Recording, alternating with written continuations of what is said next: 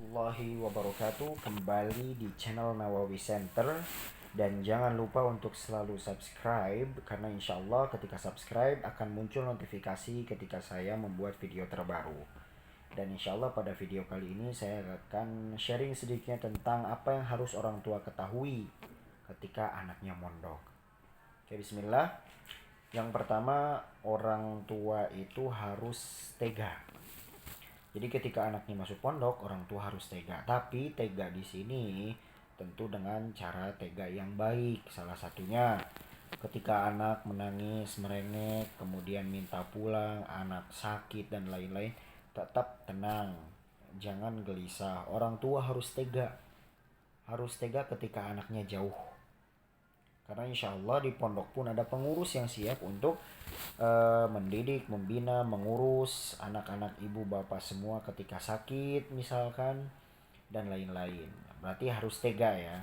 Maka sesungguhnya ketika pesantren bukan anak yang harus sabar, bukan hanya anak yang harus siap dengan segala yang terjadi, tapi juga orang tua. Karena terkadang ada orang tua yang anaknya sudah betah di pondok.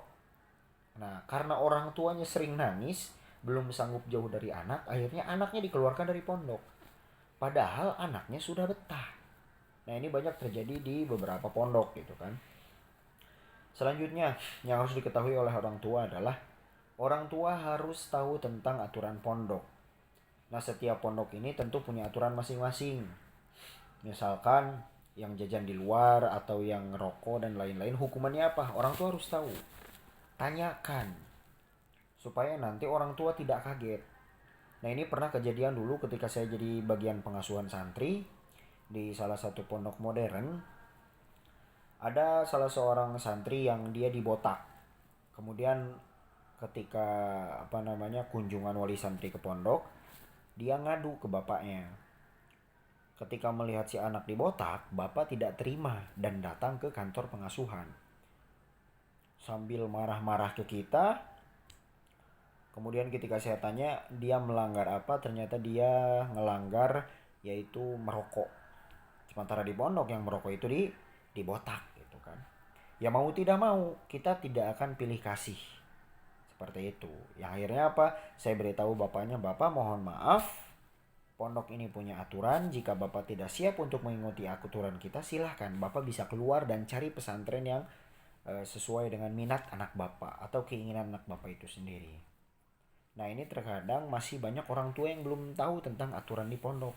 Apa hukumannya, konsekuensinya, dan lain-lain. Maka ibu dan bapak silahkan untuk bertanya tentang aturan pondok. Karena setiap pondok punya aturan masing-masing. Nah, yang ketiga, ini yang sering orang tua terkadang lupa ya. Terkadang orang tua tuh lupa. Salah satunya adalah iuran bulanan. Untuk masalah jajan anak mungkin orang tua jarang ada yang lupa. Pasti selalu dikasih ya setiap bulan. Baik yang 200.000 sampai 300.000 setiap bulannya untuk jajan anak. Tapi terkadang orang tua itu lupa untuk bayar iuran bulanan. Ya. Sekarang hampir rata-rata di setiap pesantren iuran bulanan itu sekitar 700.000 per bulan. Itu untuk makan.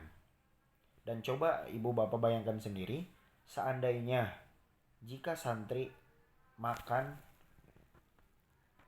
ya sekali makan 10.000, kemudian satu harinya 3 kali makan, dikalikan saja satu bulan itu udah sekitar 900.000.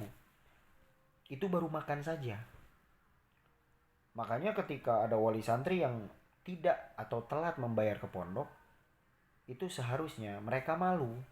Karena apa? Karena pihak pondok itu harus menggaji guru, harus tetap memberikan makan kepada santri. Karena tidak akan mungkin ketika ada santri yang belum bayar, pondok tidak memberi makan. Pondok pun tidak akan tega untuk melakukan hal seperti itu. Makanya untuk bapak dan ibu semua, untuk setiap awal bulan atau akhir bulan, segera persiapkan iuran untuk bayar ke pondok. Jangan sampai nanti pondok harus nombok-nombok dan nombok. Pondok pun punya banyak keperluan untuk perluasan gedung dan lain-lain. Ya, maka mudah-mudahan dari 3 hal ini ibu bapak semua bisa mengerti dan bisa lebih istiqomah lagi usahanya dan juga bisa terus memotivasi anak-anaknya untuk berada di pondok. Semoga Allah Subhanahu wa taala meluaskan rezeki Bapak dan Ibu semua, menyehatkan badannya dan mengistiqomahkan di jalan Allah Subhanahu wa taala. Dan tujuan memasukkan anak ke pondok adalah agar bisa meninggikan kalimat Allah Subhanahu wa taala. Amin amin ya rabbal alamin. Sekian dari saya, mudah-mudahan bermanfaatnya. Wassalamualaikum warahmatullahi wabarakatuh.